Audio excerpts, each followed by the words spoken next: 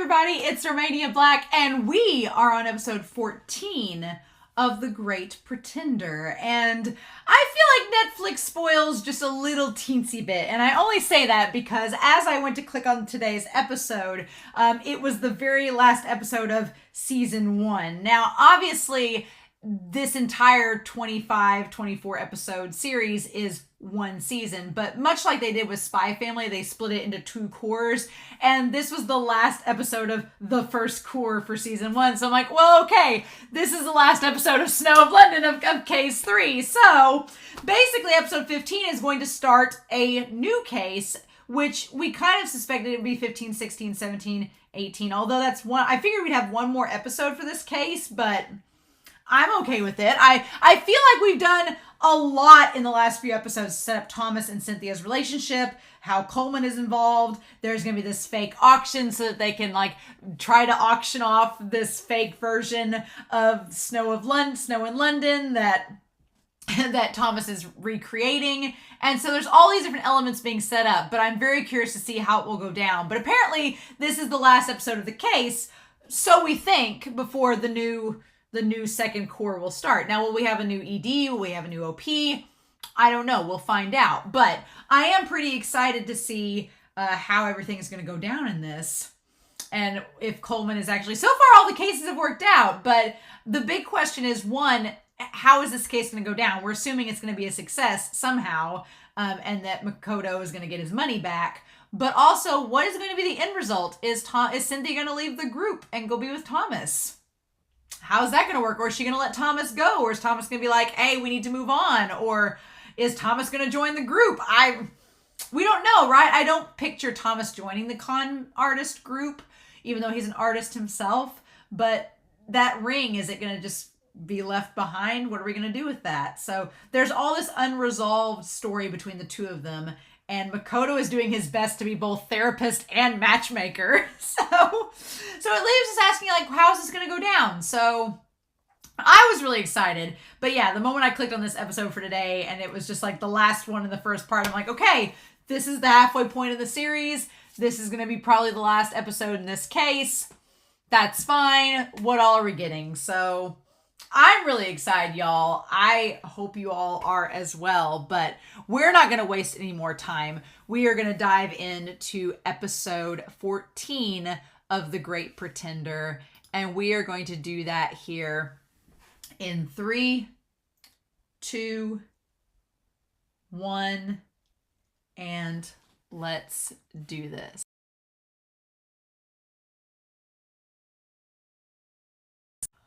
Oh, y'all, this was such a good episode, but oh, my heart. It was such a tease, though. I'm not saying that it ended abruptly, but I definitely felt like I wanted more. Damn it, this series makes me want more. It makes me hungry for more. And I'm like, are you kidding me? I felt like I wanted so much more out of this episode from a lot of fronts, and we just have to wrap it up. But I'm not sad that, in hindsight, I'm not sad that Thomas and Cynthia have gone separate ways, because the ultimate romantic in me, I think, is satisfied by the Tim and Farrah angle. That Tim the butler, Tim the person. We'll talk about that. That storyline was wonderful and had a great conclusion. But I feel like in the long run, even though I wanted Thomas and Cynthia to reconnect and rekindle that romance, they're such different people now that they've both grown up, and that there is something special about that young love. But now they've kind of matured and realized that they're going separate ways. And the best thing that happens for Thomas is that he gets out of his debt. He can officially start life anew. He can officially regain his passion for painting, hopefully, and start over again, and not have to worry about the debts of his past kind of haunting him. And so that's great too. And Cynthia, she's got this whole, the con artist game and the business she's developed for herself, but I was sad that she threw away the 10 with, I wanted to see her keep the little picture of the ring, but I'm assuming she threw it away as well. But if that's what you gotta do to move on and move forward, then I guess. And I'm glad they got to have that little coffee shop thing together. I wanted more. I was so sad because I'm glad they had that coffee shop afternoon together to kind of like talk things out and maybe realize that they were going different places, but end on good terms, right? They had been estranged and separated, and they came back together and were able to end as friends. And I guess that's the best you could ask for, because Cynthia wants to move on, but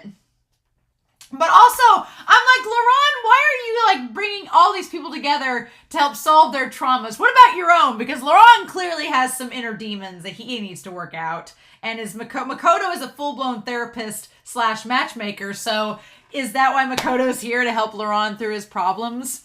But what I want to talk about this episode, I liked the opening where we had Makoto watching Thomas paint and seeing the hard work. Like that should have been the big foreshadowing that Makoto was going to switch the paintings, that he sees all the work that Thomas puts into it and having value, right? It is clever that Makoto switched the paintings though, because it being Coleman, I was afraid if he'd kept the real painting, then what would have happened would be that Coleman would have noticed the fake and would have called them out for fraud. But because Coleman is an art appraiser and knows the real snow in London, he's able to know that it is in fact the painting they're saying it is, and that makes it a legit art deal. Like they legitimately sold him the real thing. So he can't come back and try to, get them for fraud. They actually did sell the painting back. They just made him pay an exorbitant amount for it. But God, that whole scene with the auction. But yeah, I love the idea that Makoto can't tell the difference between the two of them, right? And so he puts them in the two briefcases, the black one being the fake and the silver one being the real one. And you can tell Thomas doesn't really like what they're doing. He doesn't like the con artist game, but he's out of debt and he can finally like leave it all behind him. And he's glad that that's the case. So he's like, whatever, it's fine. And then Makoto on the bench with the real one. Yeah, you knew he was going to switch them out, but it's like, to what end and what purpose are you switching them out? And him looking at Edward V, right? Which I kept saying I was going to look that up, but I didn't end up doing it. Edward VIII, right? So, the Duke of Windsor, Edward VIII. During his effort, he created the Duke of Windsor. He was first stationed in the British military of France. He and Wallace were remained married until his death. They had no children.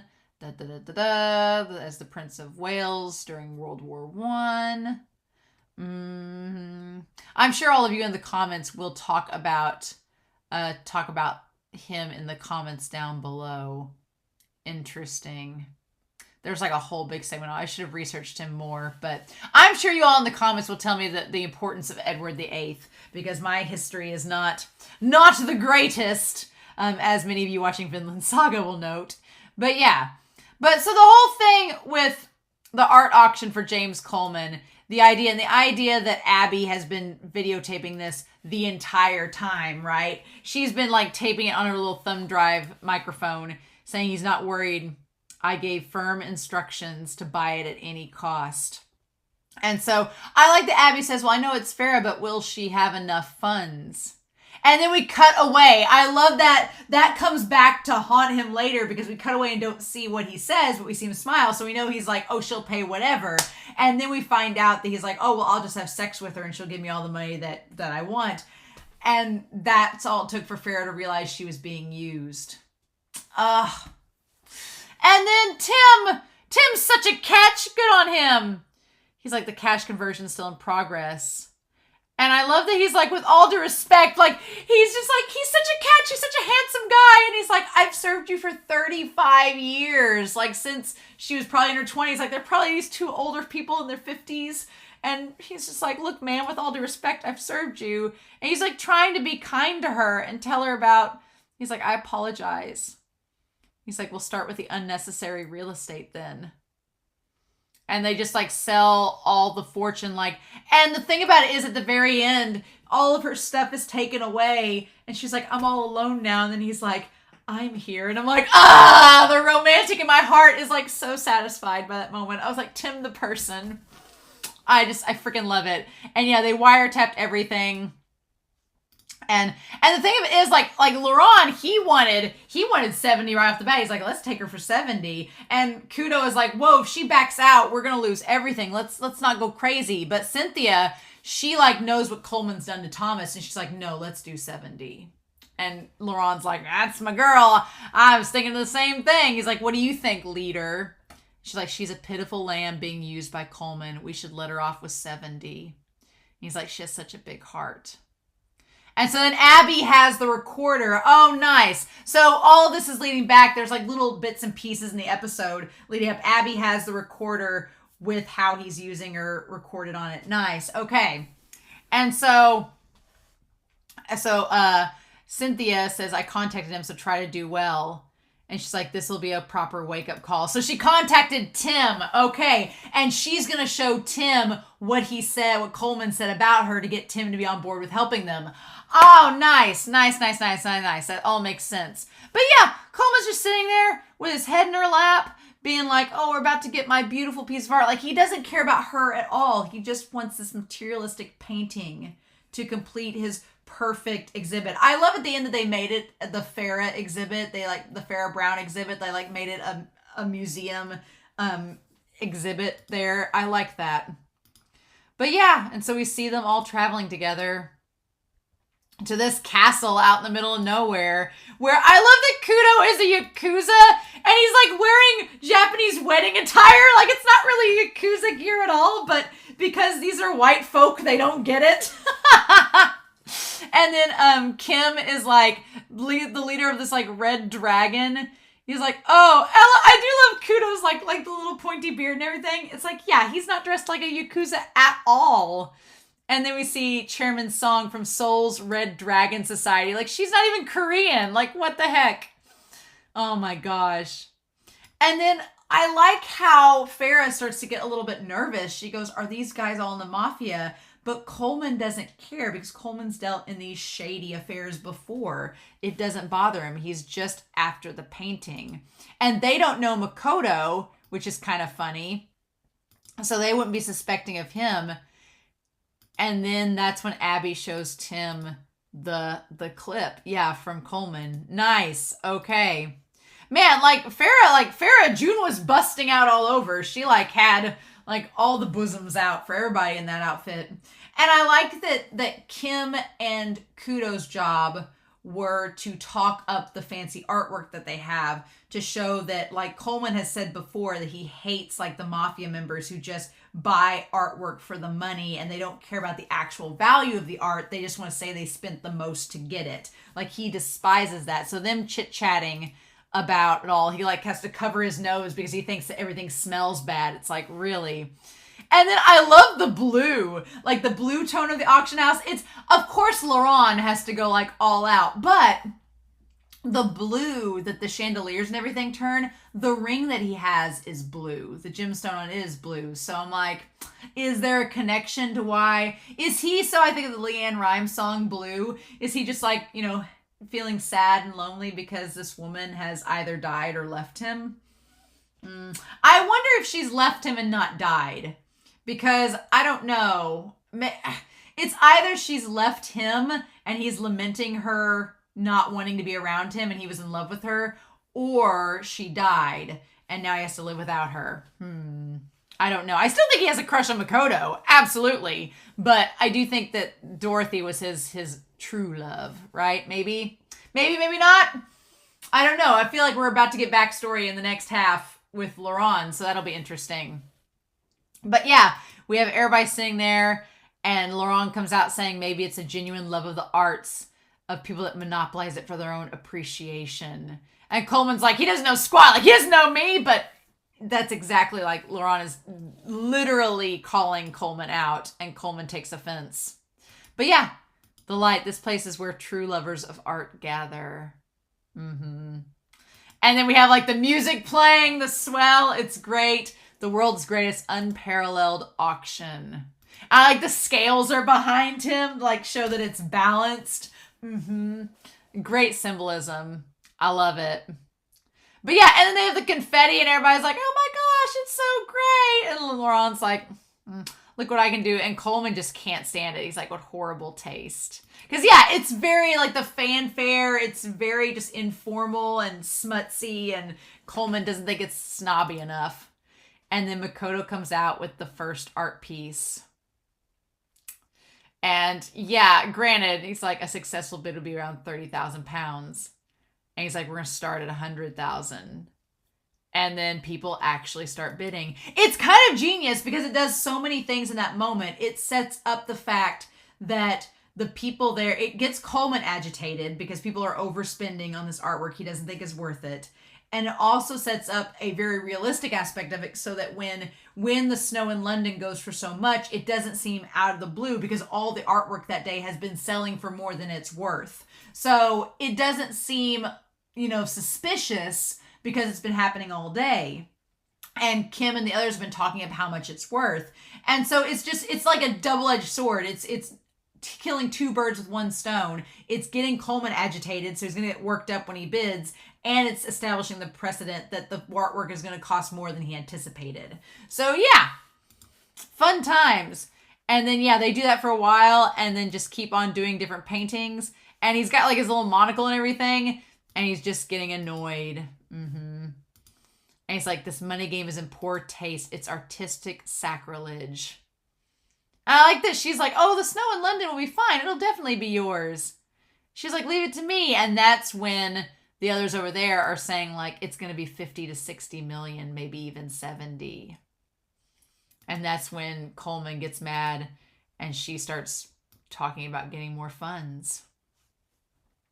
And she's like, is it possible to get another 20 million? And then I like that Tim tries to tell her, he's like, it's too much. And she's like, you'll do as I say. And she's like, get it at any cost. I love that Tim's line, he's like, I've served you for 35 years, miss. I've been loyal to you. He's like, I'm going to warn you for your own sake. And then I love, she's like, Tim? And he's like, once Coleman's greed is satiated, he will no longer have an influence on his heart. Like, he's just using her to get the painting. And then once he has it, he's going to dump her. Like, he doesn't care about her at all. And she's like, what do you know?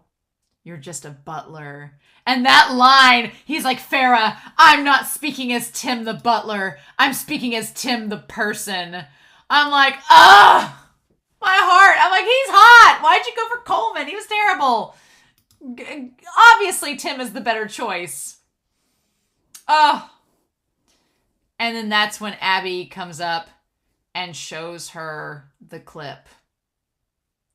Yep. That's when she comes up. So he was just distracting her until Abby could get there. And she said, I respected Mr. Coleman greatly. And she's like, there's a lot on my mind. And that's when she shows her the clip. And she looks down and then sees, yep, that, and we don't know until the end when it happens. This show's so good about setting all these little things up and you're just kind of like, what's happening? And then by the end of the episode, you're like, oh, that's what they were doing the entire time. And it's great. But the auction, it's so fascinating. Like, for Coleman to not recognize Cynthia, but then again, it's been years, right? One, it's been years. And two, I don't think he remembers Thomas, to be honest. I think he just used Thomas, and then when Thomas fled, he was like, whatever, and moved on. So he doesn't remember Cynthia or Thomas. But that just goes to show, like, how horrible it is. He doesn't remember them, but they remember everything he did to them and how it tore their world apart. And so it's like, it's fascinating to see, like, just how some people can remember others more than each other and how much one person can influence an entire life of another, and yet they don't even realize it. And so then they bring the snow in London. And the moment that Coleman looks and sees that it's the real painting, I was like, okay, Makoto switched it. He switched it to where it is the actual painting they're auctioning off. And I like that Coleman doesn't ask about how Farah's condition is. He doesn't even care that she's sick. As soon as Abby says that he's clear to bid up to 70 million, that's all he cares about. Like, he doesn't care about Farah's condition, doesn't ask if she's well, if she needs anything, to go check on her. No. He is so obsessed with that painting, he just completely forgoes her. And then that's when Cynthia starts bidding at 65 million. Yep. And then he's like 70 million. And yeah, that is like $90 million in US dollars. That's insanity for a painting. And what I love is that it's the idea that the painting they end up with is Thomas's. I love that. I love that at the end they don't end up with the real one, but the one that they consider to be worth more because Thomas put his blood, sweat, and tears into helping them. I love that. I love it so much. Right? Which it just means that they have that painting there forever. It's Thomas's last. Even if Thomas never paints again, it's his last painting. And it's very, very special, right? But I think Laurent was fully anticipating to just stop at 70 million. But he just lets Cynthia go. He's like, okay, this is what we're doing, huh?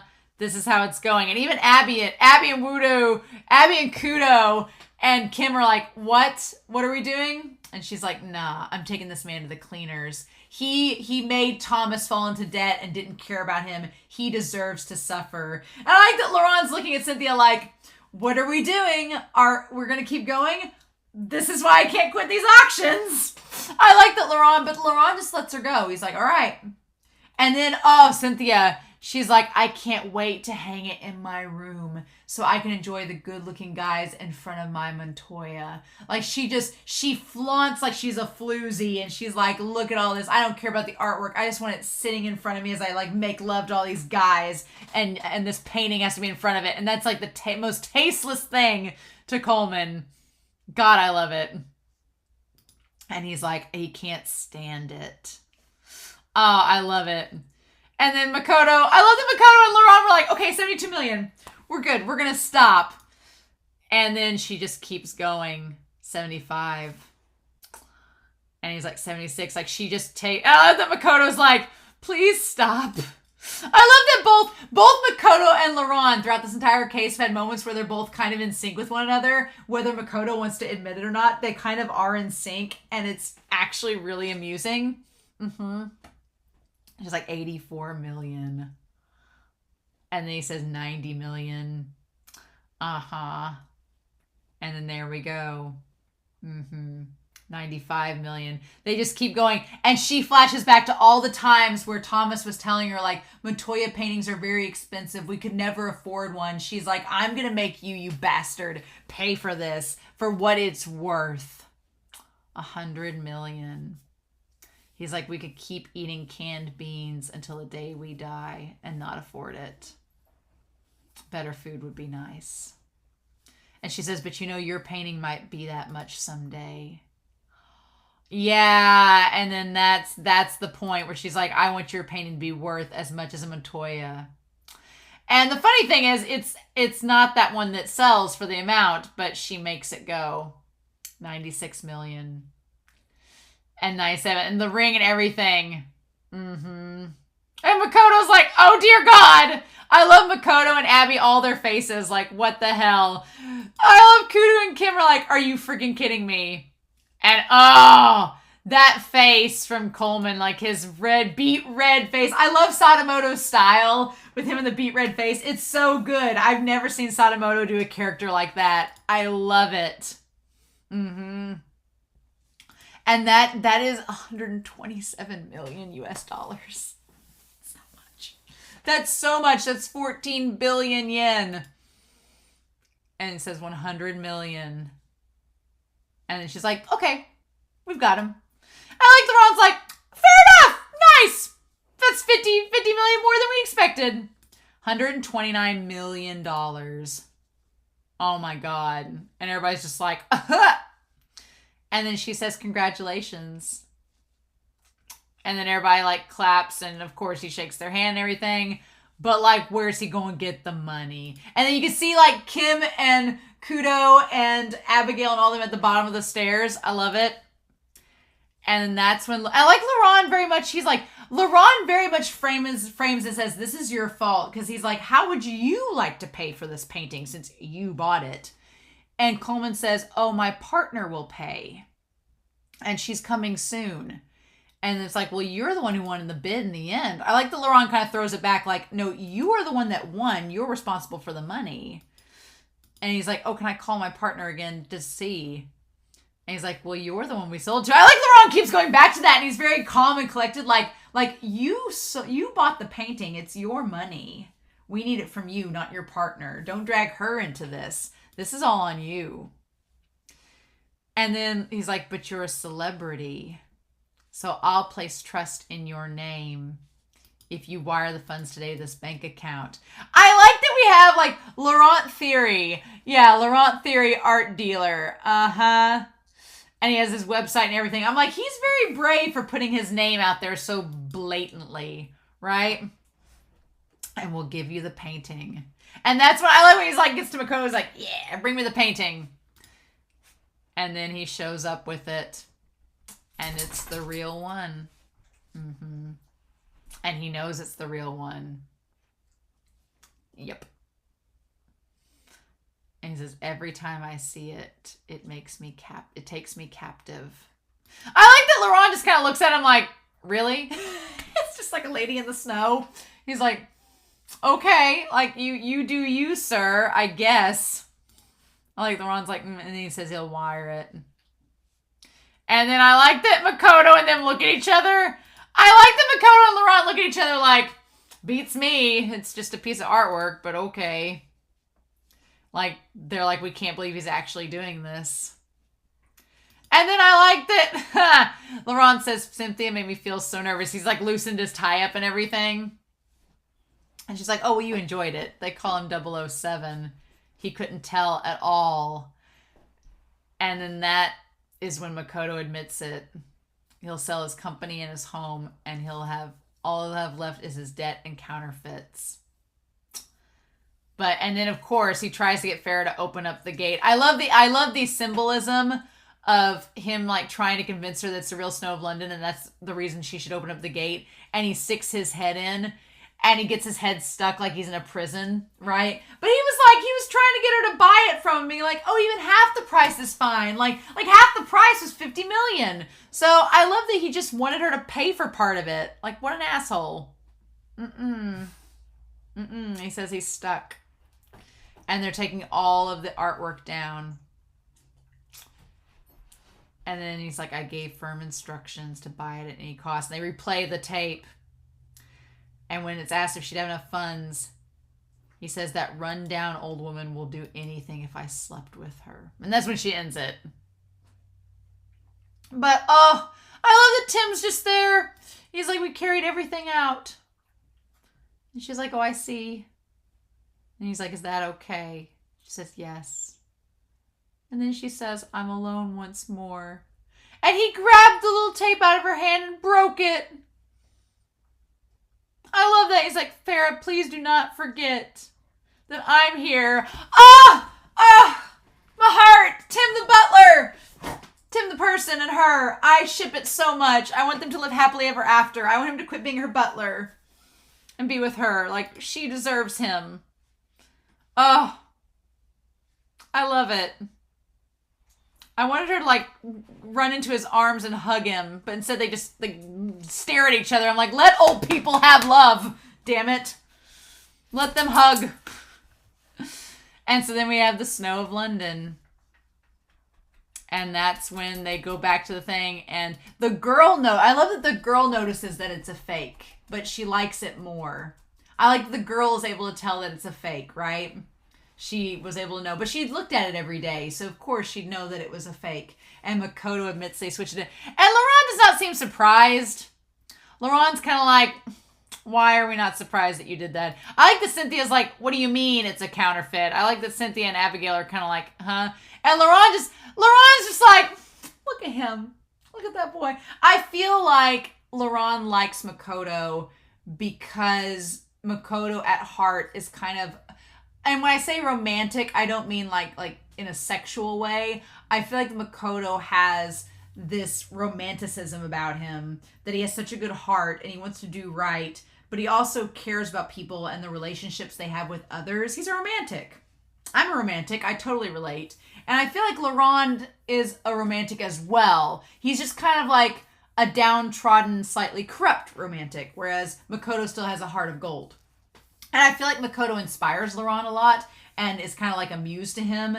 And he feels like Makoto, brings back that spark into his life that he seems to have lost with Dorothy. So I find that so fascinating. Like, because Laurent does not seem... He's like, we sold the real painting. It was a normal art dealing then. Which, again, that's the other thing. Makoto inadvertently looks out for the group in making it a legit art trade. It wasn't a swindle. It was a real art deal. The guy just was made to pay way more than he probably should have. But it almost seems like Laurent is, like, proud of him in this moment. Like, wow, you made this legit. Interesting. You found some way to make that work, Makoto. Look at you. And Cynthia's like, why would you do that? And he says, because Thomas poured his heart and soul into that painting. And he didn't want to see Coleman end up with it. I love it. And I love that the family agrees. They're like, we'll just tell everybody it's the real one. And then they'll come and take pictures with it. I like that. I like they just kind of go along with it. And it's great. And then Makoto gives her the 10 and says, you need to go settle things with Thomas. Like, here's your 10. We've settled the case. Now you need to go settle things with him. Like, have closure. Even if you don't end up together, have some closure. And Makoto's so happy about that. He's like, we solved the case, cracked the code. You get to go mend your relationship with Thomas. Done. And in that moment, Laurent looks at him, and I feel like Laurent is assessing Makoto. And I feel like one of the reasons he likes Makoto so much is that he sees that Makoto is able to patch things up for people. Like, he was able to give Abby some closure with her situation. He's able to give Cynthia closure with her situation. There's a part of me that feels like Laurent wants to be close to Makoto because maybe he wants closure with Dorothy. Maybe Dorothy's dead, maybe she's not, but maybe Laurent needs closure with her, and Makoto is a way for him to get that. I don't know. Maybe that's what he sees in Makoto. But there's definitely something there, right? And so Cynthia, she goes, she meets with Thomas, they have coffee, it's very sweet. It very much feels like when you've seen somebody after a long time and you know it's not going to lead to anything, but you end on a good note. I've done that in past relationships too, where you see somebody again, you're like, oh, hey, it's good to see you, but you know it's not going to lead into any rekindling, and it's just kind of like to clear the air and have that closure. It's nice. But I like that they end on good terms. And then she tosses it away. And we have the Farrah Brown collection right after she tosses the 10 away. And then, yeah, Makoto says, I quit for real this time. And it feels great. So he thinks that his con artist days are over. And Abby's like, I can't believe you're a sushi chef. And then he goes back, but unfortunately, the entire restaurant's been completely redone. And it's entire new ownership. And the new guy's like, oh, we don't need Koreans. We already have 3 Thais here. And Makoto's like, I'm Japanese. So we end this episode with Cynthia getting on good terms with Thomas. Abby kind of does her own thing. I feel like Abby just joins in with Cynthia and Laurent because she wants extra money. And she has nothing else to do. But she's not tied down to them necessarily. And Makoto wants out. He wants to be able to live an honest life, but apparently it's not going to be a sushi chef in Paris. Or in Nietzsche or wherever. Guess that's not the case. And then we have Cynthia going back to the beach with old Laurent in his suit. And his hat, he's all dolled up. And she's like, you're not drawing anymore. And he says, you'll hate me. She's like, I was thinking... But was this perhaps your scheme all along? She's like, you knew about my trauma. You knew about my past with Thomas. And you saw this as an opportunity to heal the trauma. And you knew Makoto was this little bridge in between it all that could get it done. And so you set him up to get inspired by how awful Coleman was to help me. You knew the real snow of London was in Nietzsche. And you meddled so Edamame and Coleman. I love that they both call him Edamame and Coleman would meet. And Laurent's like, why would I do that? And she's like, to dig up my past trauma and to amuse yourself. Yeah, which I think it was a way to help her. It was for him to help her in his own weird bastardly ways, in his blonde bastard ways. And he's like, what an act of imagination. Like, he's in denial, of course. And she's like, that's the part that everyone hates about you. And that's the thing. She's like, you're not genuine. She's like, you don't want to show any vulnerability. That's Cynthia. And the way she looks at him, she looks really old when she looks at him like that. But she's like, that's the part that everyone hates about you. You're not genuine. You try to hide between all. Laurent is hiding behind all these walls. And she's like, we all have to expose ourselves. What about you? Why aren't you exposing yourself? Like, why aren't you showing your vulnerability? And he's like, I know. He's like, I know I'm the way that I am. And then he tries to like diffuse the subject by transitioning to the art exhibit. And she's like, no. She's like, I'm not going to see it because I don't want to spend time with a blonde bastard.